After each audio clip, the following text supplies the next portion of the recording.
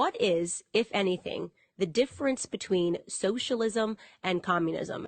A good way to think about it is that communism is a political system, Hmm. and socialism is at root an economic system. They're cousins. They go well together. The Soviet Union was communist and socialist, and at some point it overthrew both. So the Soviet Union now has a certain type of gangster capitalism, but it's neither communist nor socialist. But look at China. China was a communist socialist society.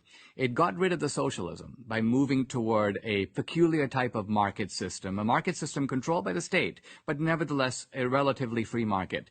But it kept its communist political structure intact.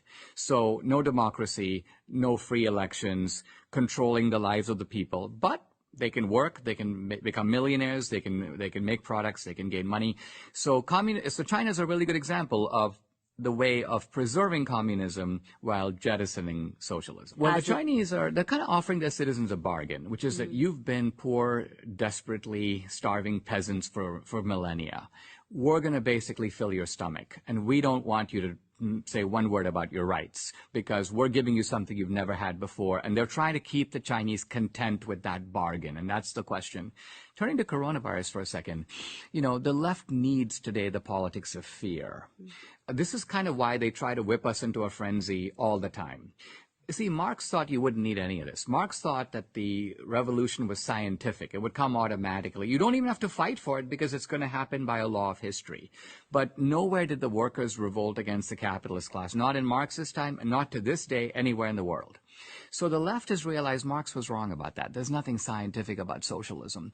What we need is panic. And then since the 70s, the left is like, we're running out of food. In the 80s, nuclear apocalypse. In the 90s, the ozone layer's going away. The last 20 years, climate change, the oceans are rising.